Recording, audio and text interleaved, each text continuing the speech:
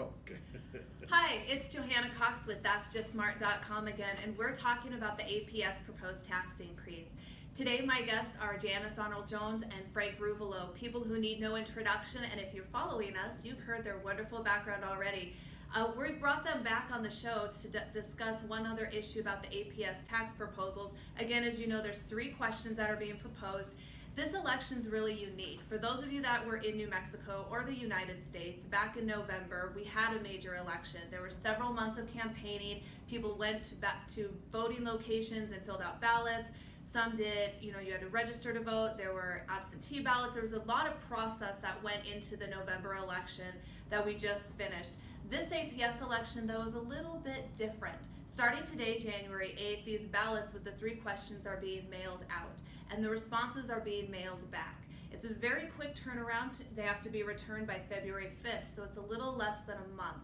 And since this is a unique election process, I wanted to take the time with my guests today to discuss the uniqueness of this procedure and why it's interesting that APS didn't either use last November or the upcoming November election cycle in order to discuss or propose these 3 questions. So guests, with that introduction, perhaps you can kind of give an initial opinion on it, and then we'll talk a little bit more in detail about what probably would have been a better election process or voting process for these ballot issues. Sure. Well, this is a mail-in election, which means it's like an absentee ballot election. And they mail you the ballot, and then you have to follow the instructions to send it back in. And that's fine, that works well, but there's no verification. There's no verification. So anybody who gets a ballot can fill out the name that the ballot is addressed to and send it back in, and it will be counted because there is no verification. So if you're going to get a ballot in the mail, make sure it's yours and then handle it appropriately. But don't let it get into the hands of other people, because there's lots of other people that would like to get your ballot and execute their idea, and it's not your idea. So and that's a sad thing, that the whole process of counting absentee ballots is kind of an interesting thing. I spent a lot of time at the ballot warehouse watching this.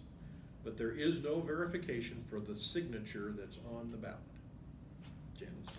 So this is the first of the consolidated elections. So, and forgive me, either 2017 or early 2018, we passed a new law that would consolidate our elections.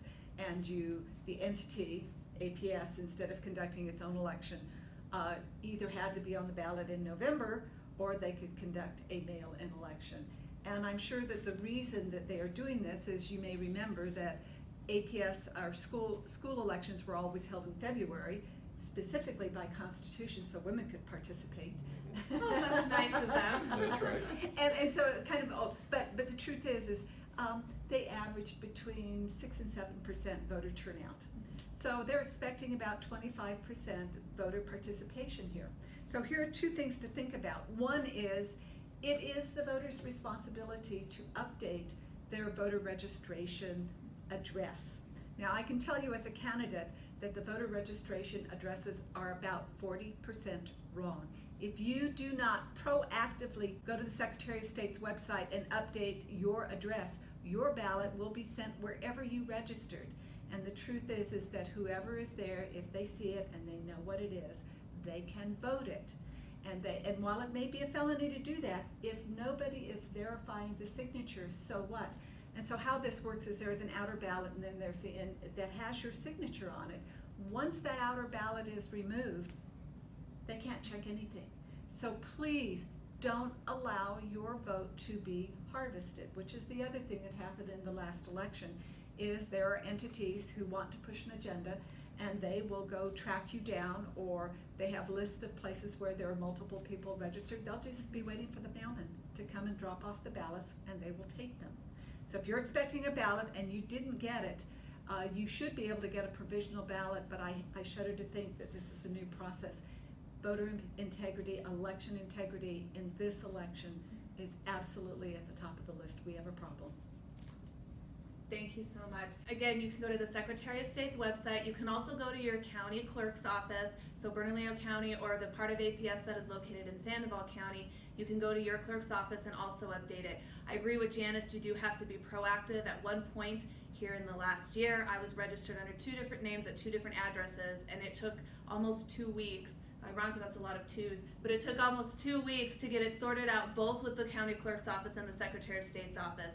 So please go push, make sure that you have the right address so that you can get a ballot. They are due back on February 5th of 2019. And again, for all 3 questions, your vote should be no. If you have any questions, please check out our other podcasts and websites and other information that we have available. This is Johanna Cox with That'sJustSmart.com. Thank you for listening again.